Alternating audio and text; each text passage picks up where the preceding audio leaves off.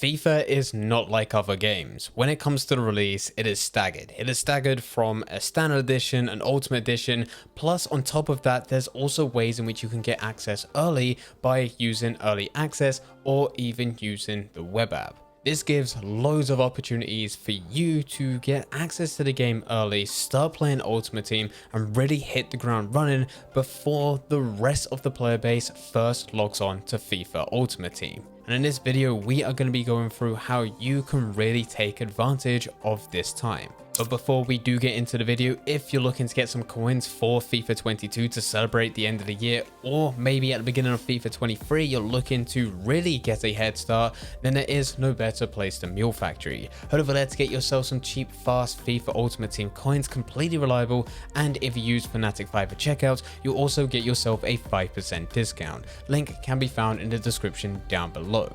Getting back into the video, FIFA 23 is no different to what we've had in previous years. There is going to be a staggered release, and you, depending when you are first signing in, you can take advantage of this. This year is slightly different, but it's still the exact same premise. It's just the dates have slightly changed. So the full release of FIFA 23 is the 30th of September. This is the standard edition, but you can get the Ultimate Edition, which will give you 3 days early access to FIFA. This is released on the 27th of September. Now, in previous years, you were also able to get an EA Play subscription, which would give you 10 hours early access. And in previous years, this would happen 5 days before the release of the Ultimate Edition. Unfortunately, this year, it's not working out that way. You can still get 10 hours early access, but this time it starts on September 27th, the exact same day as the Ultimate Edition. This does mean for those that have pre-ordered the Ultimate Edition, there's no point of you also buying early access, but for those that are only getting the standard edition, this might be something that you will want to consider. The same rules apply with EA Play. If you are getting it, you want to make sure that at the end, you are closing down the application every single time, and you are only playing games whilst going through your early access, because everything else that could be done at the exact same time as this can also be done on the web app. So to save you time, because the web app is unlimited, you might as well trade, build teams, go through SBCs, everything that you want to do over on the web app, just so that you can use and maximize the most amount of time with early access where you only get 10 hours. And that is when you do want to be playing matches. But no matter how you are starting this game, whether it is through the Ultimate Edition or early access, you want to make sure that you're making the most of your time, because by the time the 30th of September rolls round and everyone else has access to the game, that's when things can get a bit crazy. Make sure that you are only sticking to one game mode right at the beginning. A lot of players like to hop on, and it's so exciting because there can be a lot of new features and you want to try them all out at the exact same time. This means you want to go into some division rivals, you may want to go into some squad battles, you may want to go into foot draft, you might even want to try out the new game mode of foot moments. But right at the beginning, it actually works out better to stick to just one game mode. If you're a good, confident player, I recommend starting with divisions. You'll be able to dominate your opponents, get those easy wins, climb through the ranks, get some very good rewards, plus on top of that, you'll get the coins at the end of each game. If you're not good like me, it may be better to look at squad battles or potentially even foot moments. With squad battles, the reward system is based on the player count and how many people are actually going through that game mode. The more people that go through it and the more points they get, the higher the amount of points that you will need to reach a certain rank. This can make things very tricky at certain parts of the year, but right at the beginning, when there is only a limited amount of people playing, that first week works out incredibly well, especially if you dedicate all your time to going through squad battles. Now, it's likely this year for those that will be going through this game mode, those that do have the Ultimate Edition are going to do better and probably will be ranked within the top 100 more likely than those that have the 10 hours early access. And that's just because they have unlimited time. But even if you do only have 10 hours of early access, you will still be able to do reasonably well. Much better with the time that you're putting in compared to what you will see the following week after the 30th of September. Those that have the Ultimate Edition, you're going to want to use your 4,600 FIFA points. Now, what you use this on is entirely up to you. For some of you, you may want to start putting some of those FIFA points into packs to immediately get a full rare gold team. You may even go all the way and use all 4,600 FIFA points on packs. Now I do believe that this is a mistake.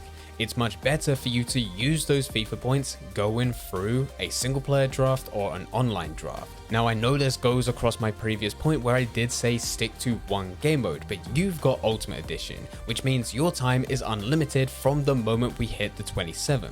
You can afford to go into other game modes. That doesn't mean trying to get every single one of them done within the first week, but you can afford to go into divisions alongside an online draft as you build up your pack reward, or you can, and if you're not as good of a player, carry on going through squad battles and on top of that a single player draft.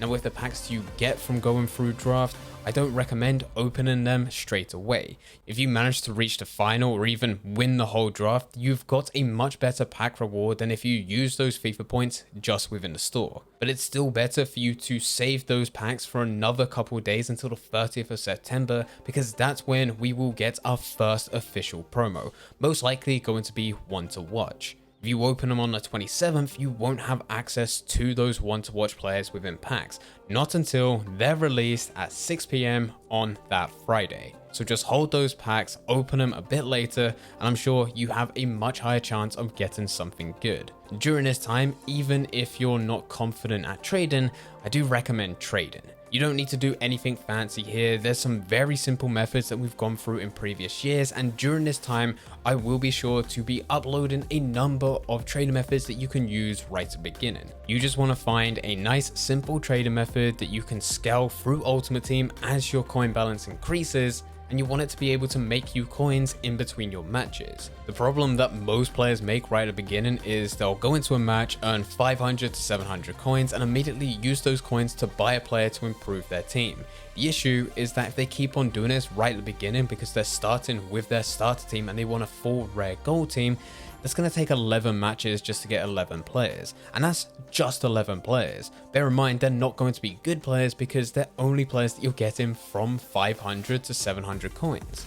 It's much better to go into a match, get 500 to 700 coins, and then use those coins to buy into players which you can trade with. At the end of your next match, you will still only get 500 to 700 coins, but hopefully some of those players that you bought in before did manage to sell on, which gave you profit.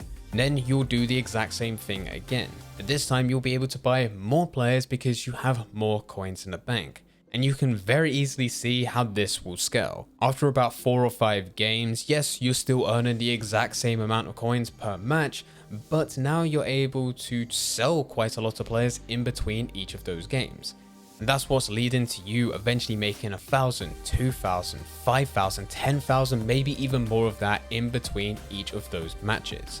If you play your cards right and you do make some really good trades, you would end the day on a reasonable amount of coins, much more than the average player. You can actually get a substantial coin balance way before the 30th of September, ready for the game to release, where you can hopefully buy and get some really good cheap players. But before that happens, with some of those coins that you manage to build up, I do highly recommend spending some of those coins investing into rare gold team of the week players. It's likely there will already be a team of the week active when the Ultimate Edition is released, but because there's no crazy SBCs, you only get the basic ones which normally don't involve team of the week players. And the team of the week players, unless they're insanely good, they're not going to be valued that highly. And you've also got a lot of players during this time not having a crazy amount of coins, and they definitely see that there's a lot more potential using those coins on rare gold players to improve their team rather than some of these gold team of the weeks. But that just means if you do manage to build coins at this time, which is what we're trying to teach you how to do, you can use some of those coins to buy into team of the week players. Now, you don't need a ridiculous amount. You don't need to buy loads of one player and store them in your unassigned. You just need one of each player, which is rare gold, anywhere between 79 to 85 rated, valued anywhere between 10k to 20k. You may be able to find 3, 4, maybe even 5 of these players that fit those requirements. The cheaper that you can get them, the better, because even though they're not needed as of that second, they will be needed. And as time goes on, these players get rarer and rarer, because people will be submitting them to SBCs. Other players will buy them because they play for their favorite team and then end up not playing Ultimate Team because they no longer enjoy it. That player is stuck within their club. and some of them just get discarded because they're valued at 10,000 coins. These can end up being some of the rarest Team of the Week cards within game. So by the time we get to the end of November, beginning of December, a lot of them are now twice the price of what you was able to buy them right at the beginning. What I highly recommend doing is that you make this part of your weekly routine. Every time a new Team of the Week is about to release, before it is released, just look back at a previous Team of the Week that's about to expire, see if any of those players fit those parameters that we mentioned earlier, just buy one of each and store them to your club. You just need to forget about them at that point. It's unlikely for them to increase by a crazy amount on a week by week basis, but give it a month or two of them just staying in your club, they will increase by a very good amount. Just don't put all your coins into these investments because, as said, you need to be patient. It's not a quick turnaround. Last year, my method and my routine was to spend the week trading as much as possible, and however much profit I managed to make at the end of the week, 50% of it would go into these investments. That way I was able to continuously build my coin balance, but I was also able to continuously buy these players and store them to my club. After a month or two, I had about 1 million coins within the bank, but on top of that, I also had about 1.5, maybe 2 million coins into these types of special cards. And Team of the Weeks are the easiest to go through, but it does work with any type of promo that's about to expire. So look for the cheap players, buy them, store them in your club, and they gradually will increase over time. These are some of the biggest tips that I have for you starting and hitting the ground running when Ultimate Team is released. We're not far away now, and once it is finally available, I'll be sharing as many trading methods as possible so that you can really make the most out of your Ultimate Team. But anyway guys, I hope you guys did enjoy. If you did enjoy it, don't forget to leave a like and subscribe. But for now, I'm going. So see ya.